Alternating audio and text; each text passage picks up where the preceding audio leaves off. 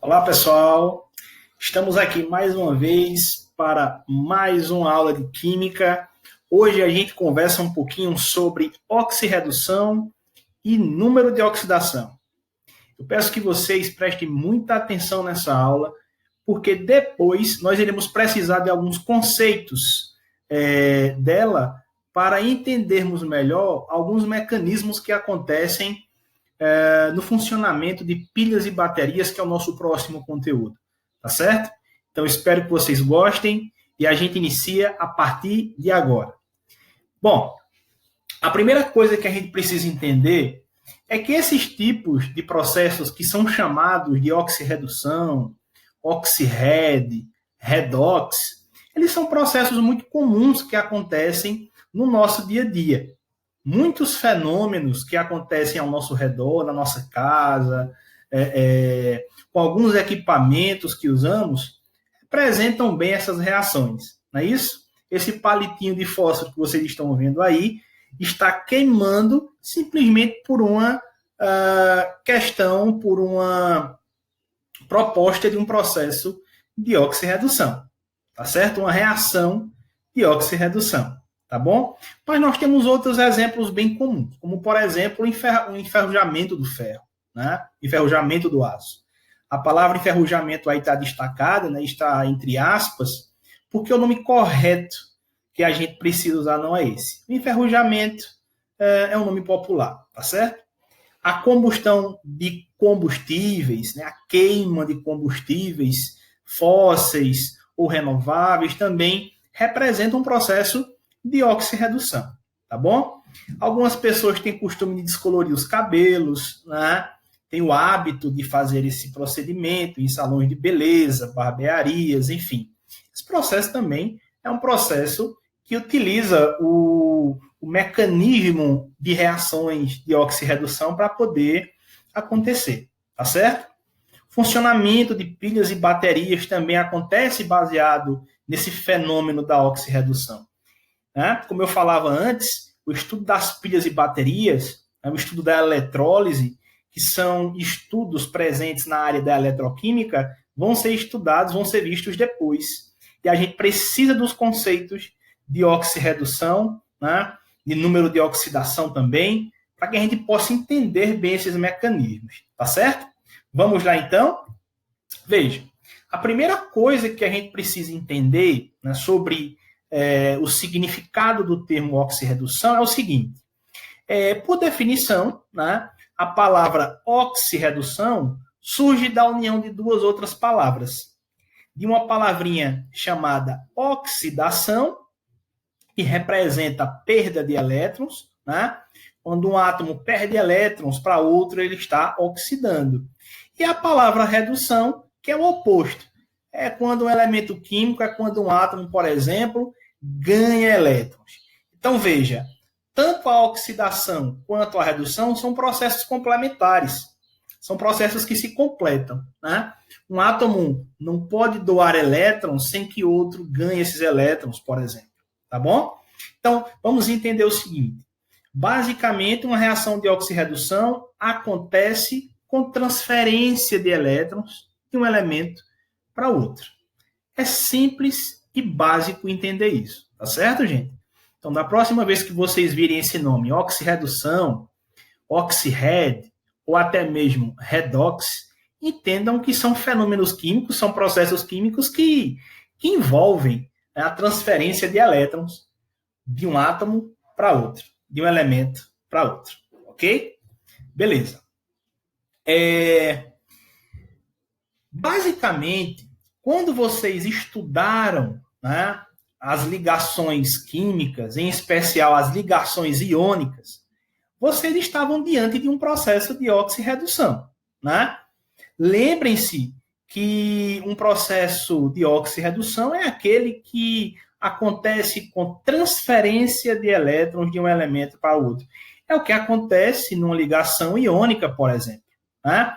Vejamos só o exemplo da formação da molécula de óxido de magnésio.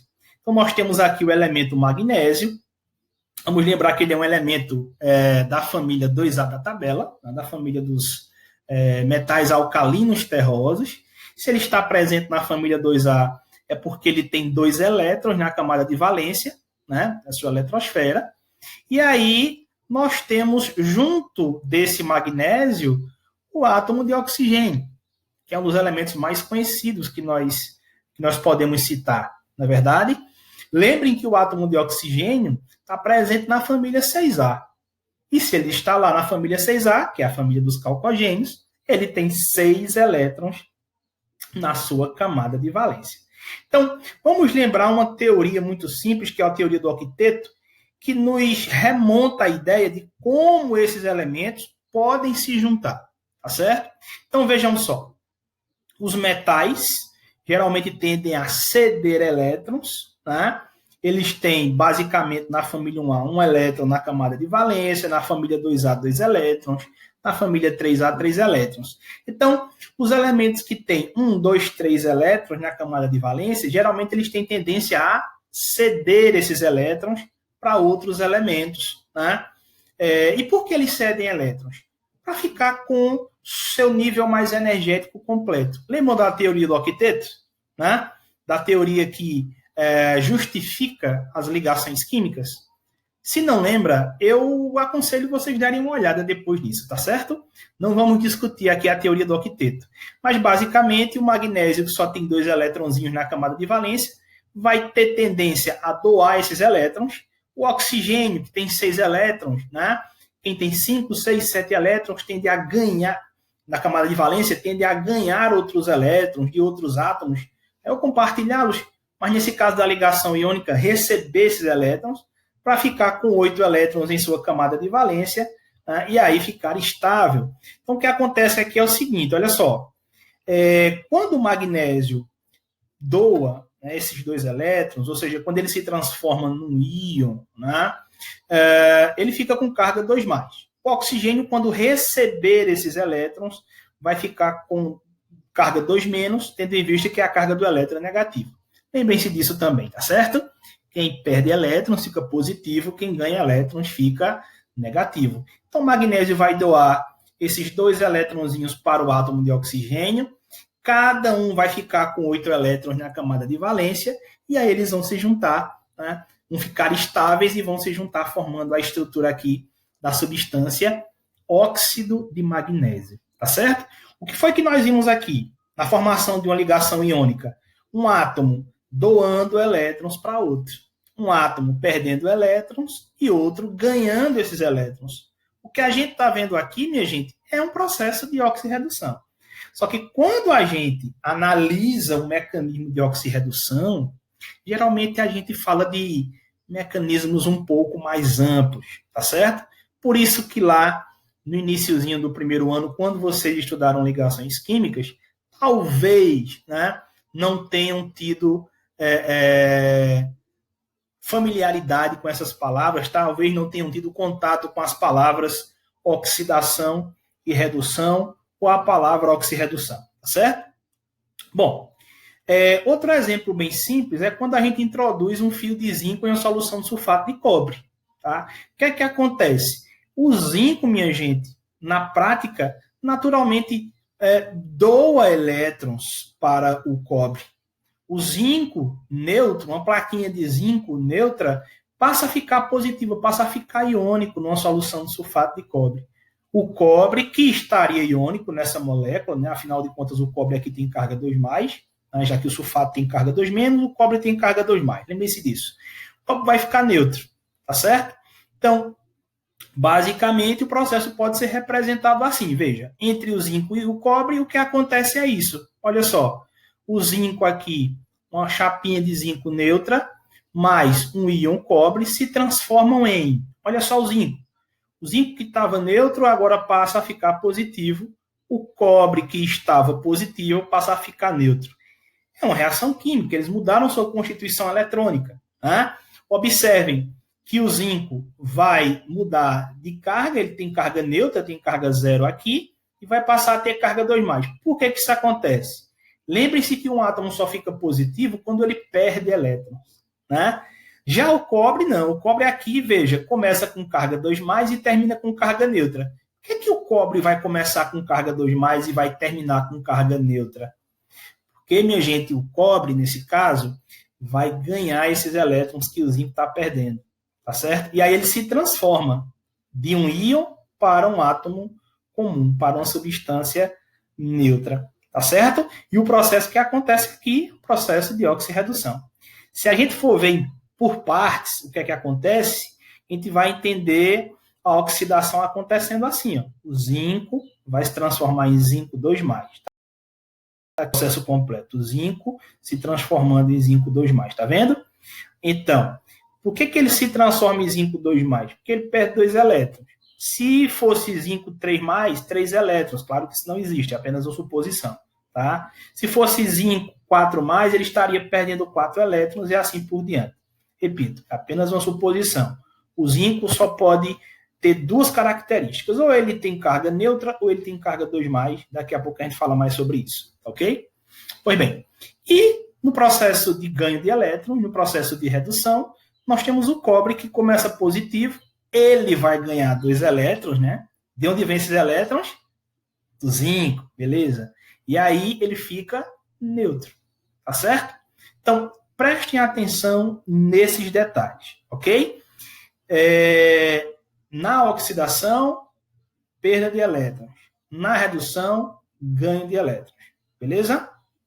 Veja só aqui em detalhes. O zinco vai sair de neutro para se transformar num íon com carga 2+.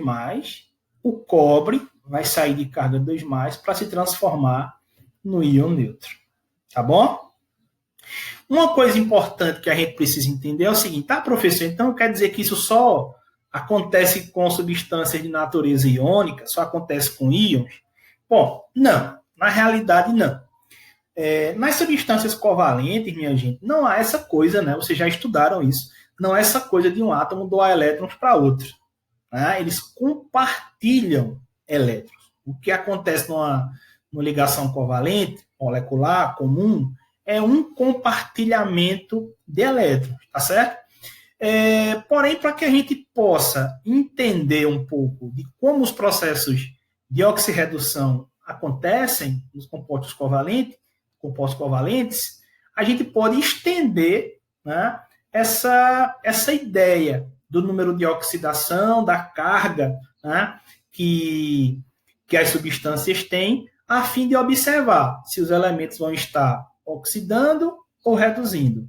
Notem que na tela anterior eu só pude entender aqui quem oxida e quem reduz quando eu comparo as cargas dos elementos antes da reação acontecer e depois da reação acontecer. Tá certo? Comparando a carga do elemento antes e depois da reação, eu sei se ele vai estar oxidando ou reduzindo. E é muito fácil de perceber isso. Daqui a pouco eu mostro a vocês. Tá bom? Veja. Como eu disse, toda análise de qualquer processo de oxirredução precisa antes da análise das cargas dos elementos que fazem parte dessa reação. Tá? Por que, professor, isso é preciso? Por que isso é necessário? Porque você só vai saber quem é que vai estar oxidando e quem é que vai estar reduzindo quando você fizer a comparação das cargas, como eu falei, do antes e depois da reação. Tá certo? Comparando essas cargas do início para o final e sabendo que alguns elementos vão aumentar de carga e outros vão diminuir de carga, aí é que a gente sabe quem vai oxidar e quem vai reduzir. Tá certo?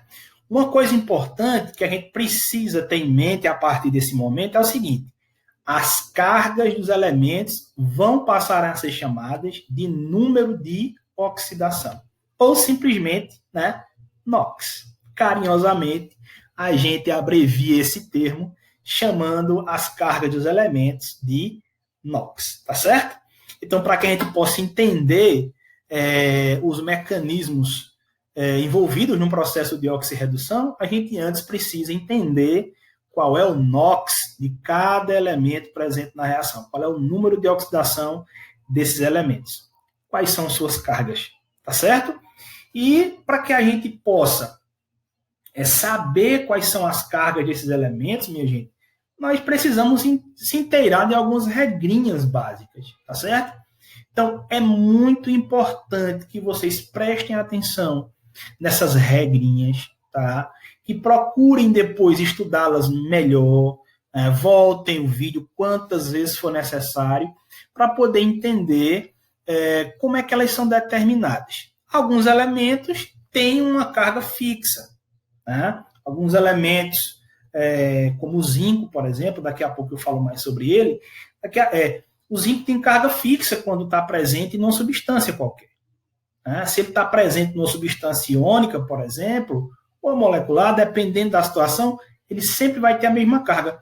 Porém, existem alguns elementos que mudam de carga, né? Conforme as substâncias que estão. E isso é muito comum. Né? Poucos elementos têm carga fixa.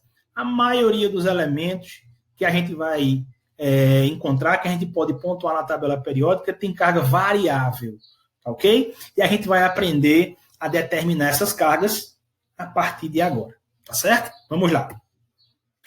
Antes da gente começar, né, observem.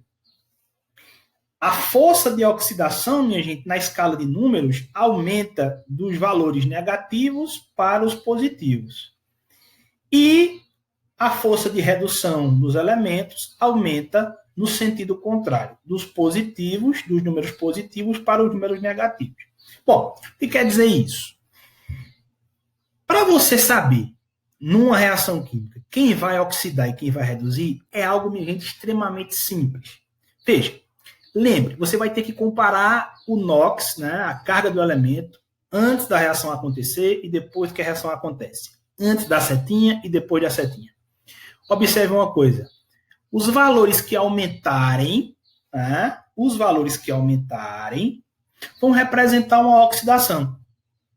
Os valores que diminuírem vão representar uma redução. Como o próprio nome diz, ocorre uma redução. Aí veja, um elemento oxida quando aumenta de carga. Um elemento reduz quando diminui sua carga. Ok? Lembre-se disso, grave essa informação, porque ela vai ser muito, mas muito importante, tá bom? Vamos lá. Então, como eu falei antes, a gente precisa entender aqui algumas regrinhas para determinar o NOx dos elementos, tá bom? E a gente começa com essa aqui. Olha só, nós começamos com essa. A primeira regra, o NOx de cada átomo em uma substância simples é sempre igual a zero, tá certo? Lembrando que é uma substância simples, são substâncias que são formadas por apenas um tipo de átomo, tá certo? E são estáveis, você não vê carga nessas substâncias. Então, nesse caso, toda substância simples tem NOx igual a zero. O gás oxigênio, o gás ozônio, fósforo, enxofre, grafite, diamante, todas essas substâncias e outras tantas que existem, substâncias simples, têm seus átomos com carga neutra, tá certo? Com NOx igual a zero. Bom, se você está falando de um íon monoatômico, um íon formado por um átomo só, o NOx dele vai ser sua carga. Aqui o potássio está na sua forma iônica, a carga dele é mais 1, então seu NOx também é mais 1. O bário está na sua forma iônica com carga mais 2, então seu NOx é mais 2. O flúor, carga menos 1, seu NOx é menos 1. O nitrogênio, na sua forma iônica, é essa aqui, ele tem carga menos 3, então seu NOx também vai ser menos 3.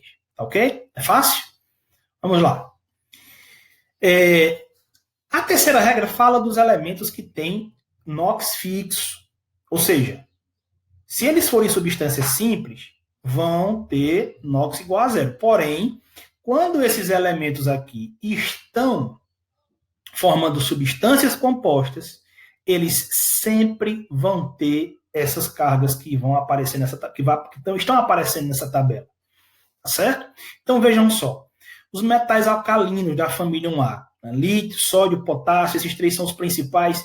Todos eles têm carga, ou melhor, NOx igual a mais 1 quando estão nas substâncias. O sulfato de potássio, o potássio tem carga mais 1. Eles não variam de carga. A mesma coisa acontece para os elementos da família 2A. Tá? Dessa família aqui, a gente pode destacar o magnésio e cálcio, que são os principais, tá certo? Onde onde quer que eles estejam numa substância, eles sempre vão ter NOx igual a mais 2. Lembre-se disso. Família 1A, mais 1. Família 2A, mais 2. O zinco acompanha os metais da família 2A. Tá certo? Ele não é da família 2A, é um metal de transição, mas aí ele sempre vai ter carga fixa quando estiver dentro de uma substância, e essa carga fixa é a mesma carga dos metais alcalinos terrosos, dos elementos da família 2A, tá certo? Então, os metais da família 2A e do zinco têm NOx mais 2. A prata acompanha os elementos da família 1A, tá? A prata vai acompanhar aqui os elementos da família 1A com carga mais 1, tá ok? Então, onde quer que a prata esteja dentro de uma substância, né? Só não pode ser substância simples, porque aí ela teria carga zero, teria NOx zero, mas dentro de uma substância composta ela também vai ter carga ou NOx igual a mais 1, tá ok? Bom, da família 3A, só o alumínio, que tem carga fixa, os outros têm carga variável, daqui a pouco eu ensino como é que a gente descobre o NOx dos elementos que têm carga variável. Mas, vejam só, o alumínio, onde quer que ele esteja também dentro de uma substância composta, ele sempre vai ter a mesma carga. Ele está na família 3A, então a carga dele vai ser mais 3. Está aqui na tabelinha, tá bom? Vamos adiante. A quarta regra fala de um elemento que é muito conhecido da gente, que é o hidrogênio. Veja só, minha gente. Na maioria esmagadora das substâncias onde o hidrogênio está presente, o NOx dele vai ser mais 1. Tá certo? Agora, se o hidrogênio vier dentro de um hidreto metálico, e é o que é um hidreto metálico, professor? É um composto que só tem 2 átomos. Um metal e o hidrogênio. Tá? Eles são raros de aparecer, mas existe essa exceção e é bom que a gente fique por dentro dela. Nesses casos, o hidrogênio vem escrito à direita da fórmula, né? Vem o metal primeiro, depois o hidrogênio. Pessoal, apenas nesses casos aqui de baixo, o hidrogênio tem ou adquire NOx igual a menos 1, tá certo? Fique ligado nisso, tá bom? Na maioria das substâncias, provavelmente a maioria das substâncias que vocês irão encontrar, o hidrogênio sempre vai ter carga mais 1. Mas existe uma minoria de substâncias onde ele tem carga menos 1, tá certo? Se ele vier do ladinho de um metal, fique ligado, ele vai ter carga menos 1, ok? Adiante. Outro elemento muito conhecido da gente é o oxigênio. Né? O oxigênio, minha gente, basicamente, os elementos da família 6A, o enxofre também pode ser colocado aqui, quando são mais eletronegativos dentro de uma substância, ou seja, quando eles são escritos, né, nas substâncias inorgânicas, principalmente na direita da fórmula, eles têm carga menos 2. Tá certo? Então, onde você vê o oxigênio, né, fique ligadinho ali, observe na substância que você está observando, porque ele provavelmente vai ter carga menos 2. Existem algumas exceções. Né? Existe a substância fluoreto de oxigênio, onde o fluo, veja, ele está escrito aqui na direita, por isso ele é mais eletronegativo. Quando o fluo aparece numa molécula junto com o oxigênio, aí o oxigênio passa a ter carga mais 2. Tá certo? Mas repito, a maior parte das substâncias que vocês vão encontrar são substâncias que trazem o oxigênio de maneira comum, são substâncias mais comuns. E aí o NOx do oxigênio vai ser menos 2, tá certo? Outra exceção é no caso dos peróxidos. Né? Observe, sempre nos peróxidos, que são aqueles óxidos que têm mais oxigênio que o normal, né? O NOx do oxigênio vai ser menos 1, tá? Um peróxido que merece atenção é a água oxigenada, é o peróxido de hidrogênio. Né? Veja aqui que o oxigênio tem carga menos 1, tá? Nessa substância. Aqui nós temos o peróxido de sódio, que não é uma substância tão comum, mas traz o oxigênio também com carga menos 1. Ok? Então fiquem ligados. O oxigênio, na maior parte das substâncias, tem carga menos 2. Nessa exceção aqui, que assim é muito pontual, o oxigênio vai ter carga mais 2. Só nessa substância é que o oxigênio adquire carga positiva, tá certo? E nos peróxidos, né, como eu disse, nos óxidos que tem mais oxigênio do que o normal, eles são instáveis também por isso. Né? Se tiver alguma dúvida, dê uma revisada lá no grupo dos peróxidos. O oxigênio tem carga -1, tá? Bom, a sexta regra fala dos halogênios, que são os elementos da família 7A, muito conhecidos também.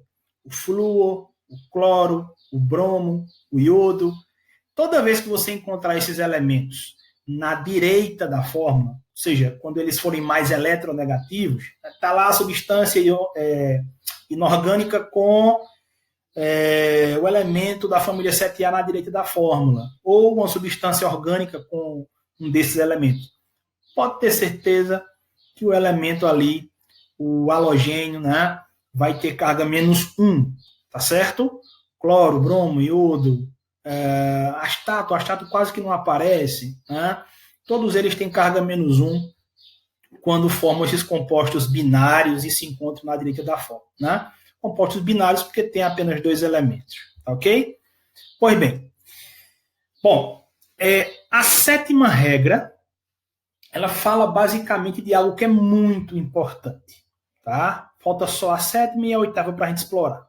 Veja, a sétima regra é uma regra de ouro, guarde ela, tá bom? Ela diz o seguinte, ó, que a soma dos NOx de todos os átomos constituintes de um composto, seja ele iônico, seja ele molecular, né, seja um composto formado por ligação iônica, seja um composto formado por ligação covalente, a soma de todos os NOx dos elementos presentes nesses compostos é sempre igual a 0.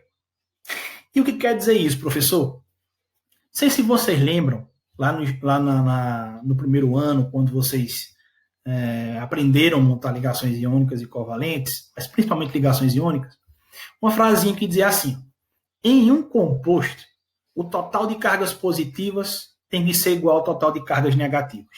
E, gente, essa informação é muito importante, porque sabendo disso, a gente vai poder encontrar o NOx de alguns elementos que não tem NOx fixo, que variam, né, de NOx dependendo da substância. Então, grave isso.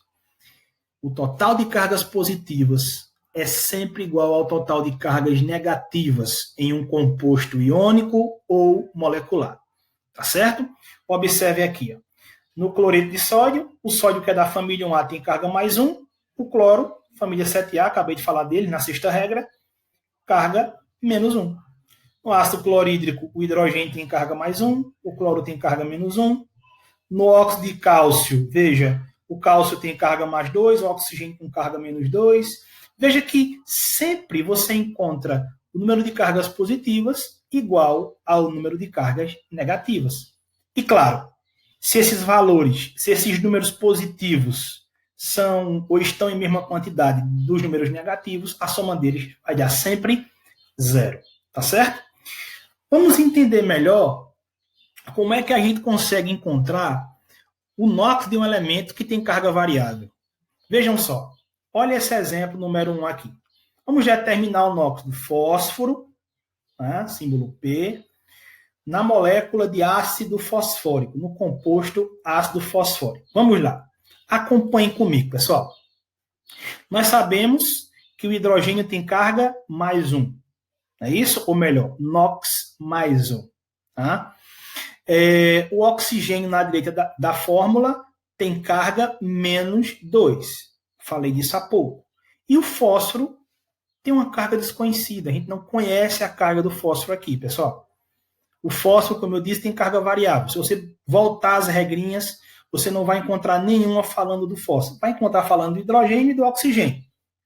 O que é que acontece? Comparando o total de cargas positivas com o total de cargas negativas, a gente pode deduzir a carga do fósforo tranquilamente.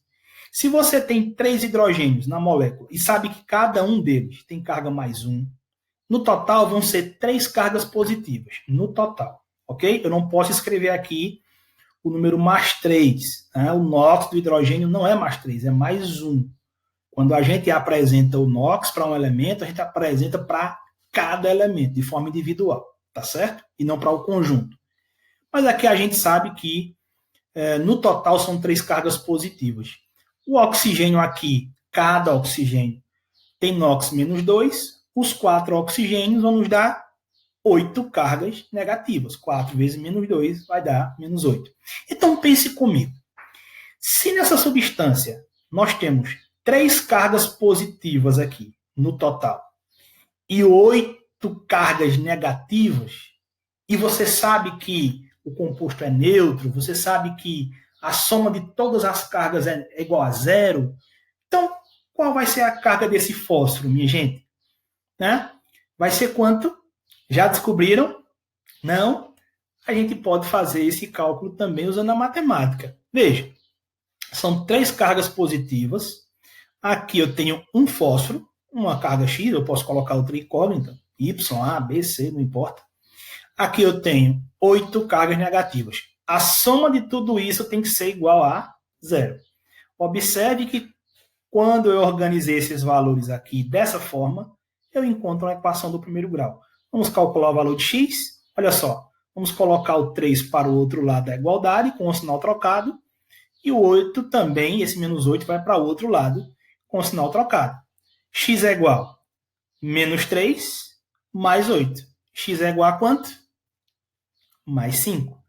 Eu sei que alguns de vocês já descobriram esse valor aqui em cima. Porém, eu justifiquei esse valor fazendo aqui uma equaçãozinha do primeiro grau bem simples, tá? E vocês podem fazer pelos dois caminhos, tá certo? Vocês podem procurar o caminho que seja mais adequado para vocês. Se acha que deduzir é algo muito complicado, vai pela equaçãozinha sem erro, tá? Procure o caminho mais fácil para você, tá bom?